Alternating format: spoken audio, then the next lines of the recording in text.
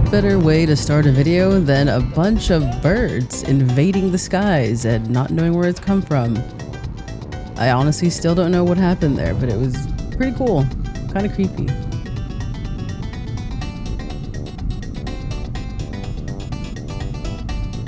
Well, then we set ourselves to get some KBBQ. Just delicious every time.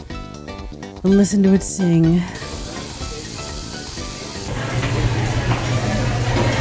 Holy moly.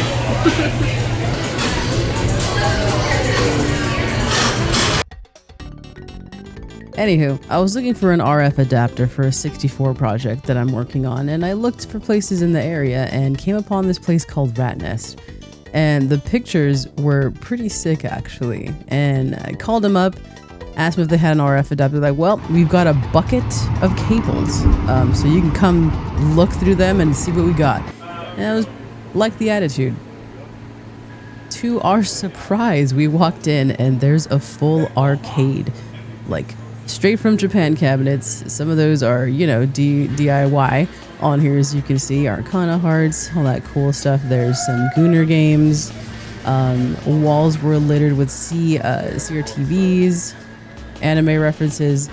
This place was awesome. It was wild. Lots of Japan import games. Their merch on the walls. They had a lot of video games too, but they were mostly in a glass cabinet. Probably for some type of reason, I imagine. But yeah, all the lights, the atmosphere was just awesome in this place. It just feels like someone who's had a lifetime of collecting stuff and just threw it everywhere. But the guy really cares about what he's doing. He fixes all the arcade machines himself. He does the research. All their prices for older games are pretty decent, to be honest. And it looks like he'll work with you too.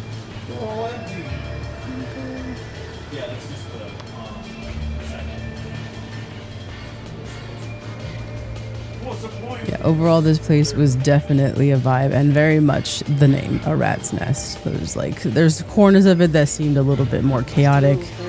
But for the most part, it was all very cozy and fit very well.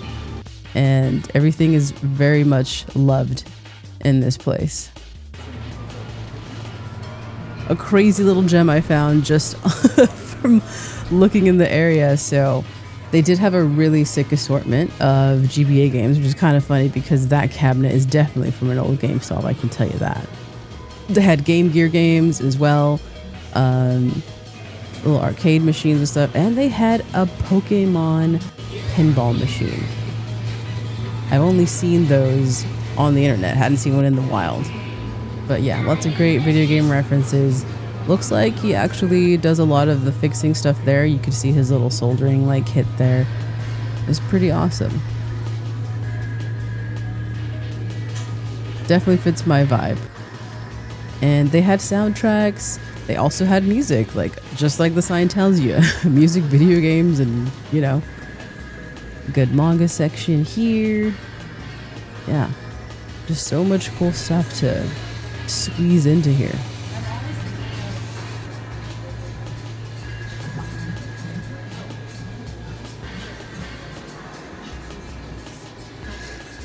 And here's the cables they talked about. And man, did they say they had a bunch of cables. And look, we actually found what we needed to get, which is kind of crazy. After that, went to a different place, looking for stuff. Looking for an old 1000 PSP that I wanted to work on as well. And a fat PS2, which I probably should have took that because the next time I went back, it was fucking gone. Alright, so here we are with the 1000 PSP that I am fixing up and cleaning up that I got from that store. It was actually surprisingly easy to open up, clean everything inside, make sure everything's working. Yeah, it was pretty easy process. And that's what I love about these older systems, handhelds, all that. Everything is so mechanical. Everything is so fixable. These days, you kind of look at a system wrong and it falls apart and requires a subscription. But I'm not going to go into a tangent and all that. We're here to talk about good old analog. So basically here, locking everything up.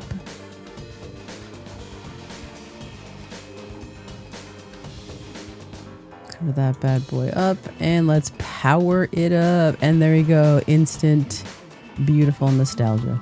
Anywho, that was my brief little adventure. I never script these things, so sorry if I sound like a rambling fool. But anyways, hope you enjoyed it. If you want more of these, please let me know. I go on a lot of adventures. All right, see ya.